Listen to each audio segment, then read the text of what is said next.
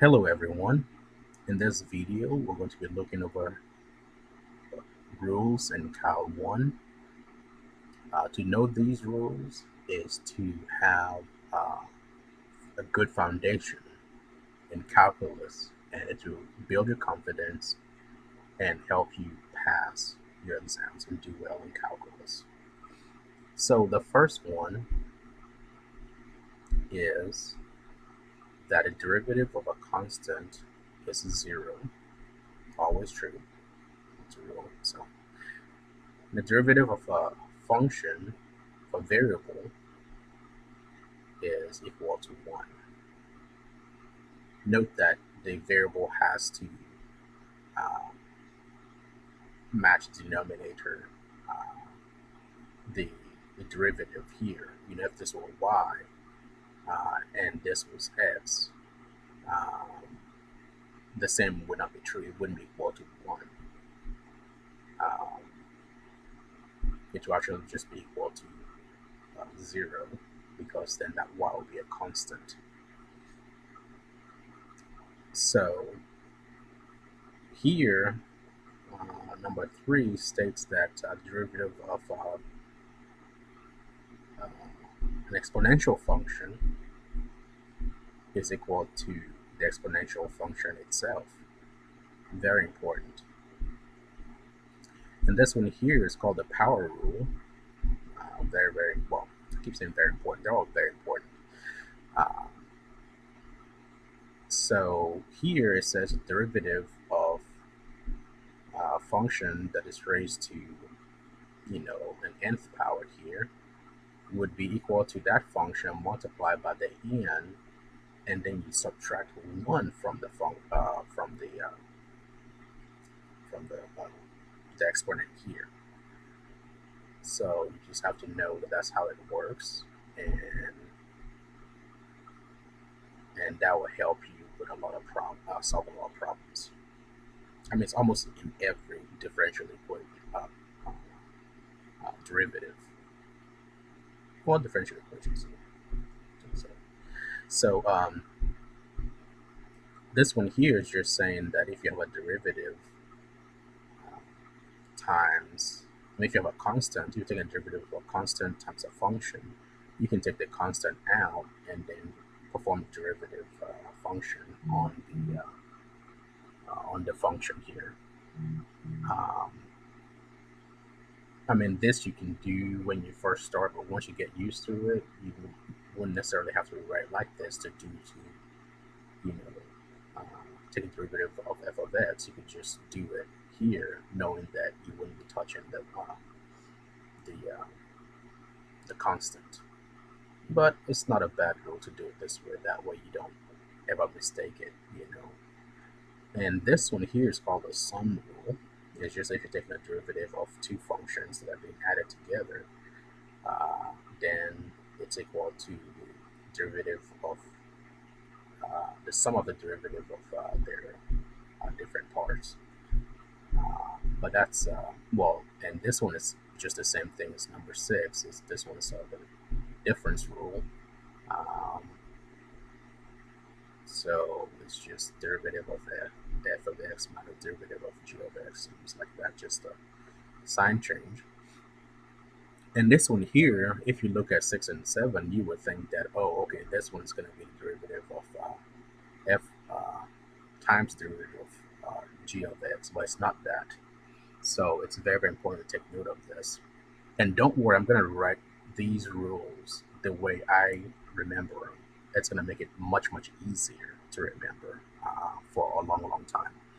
I mean, I haven't taken Cal 1 in forever, and I still, remember all of this just because of the way I wrote it down. It makes more sense. So this one here is a product rule. And here, you're going to have the g left alone. You take the derivative of f of x, then add it to f of x derivative of g of x. And this one here is, don't worry, we're gonna do examples of all of these, obviously. This one here is called the quotient rule, and it's used to treat functions that divide each other. And here is very, very simple. Actually, the same as this one, other than well, what's the minus sign? Other than the minus sign here. Um, so you leave, this is just g. The function g is left alone. You take derivative of f of x minus f of x, then a derivative times the derivative of g of x. And then you square the g of x in the denominator. You don't treat it at all, you just square it. And this one is called the chain rule. And this one's used to treat a function in a function.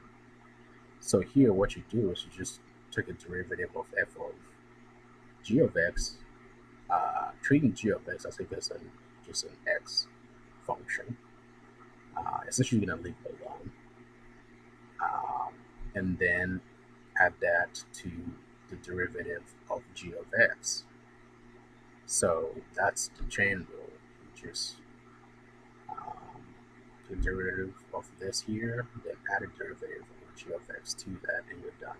So I'm going to rewrite these three the way I remember it, and I think it's easier to write it down that way and remember it because these ones kind of look a little bit, they look kind of, rough. So I'm just going to write it differently.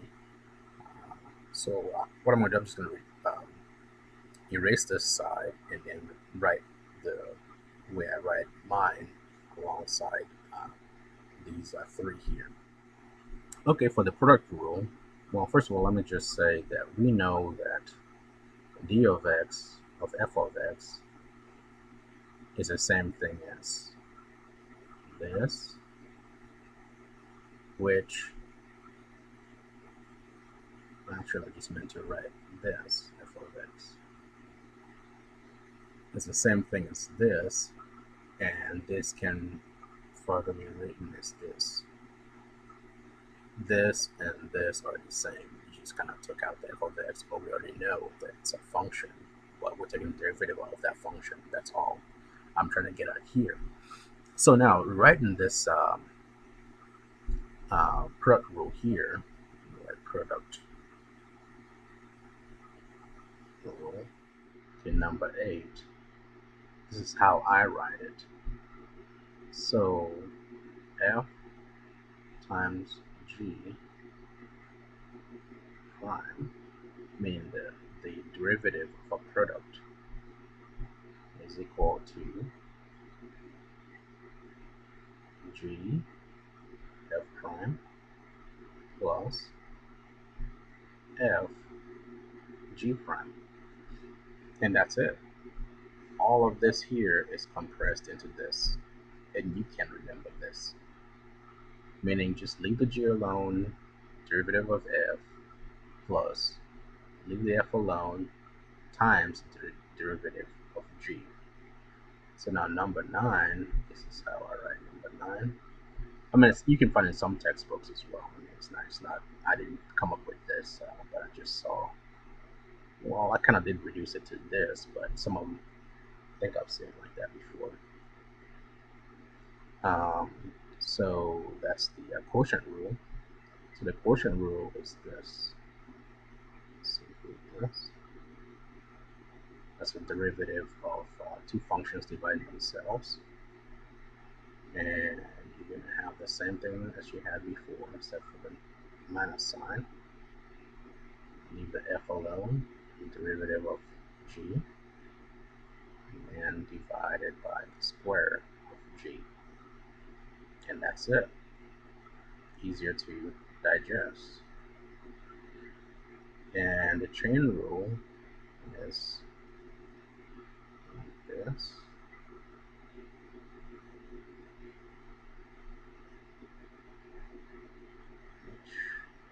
So I'll just rewrite it. Plus g prime.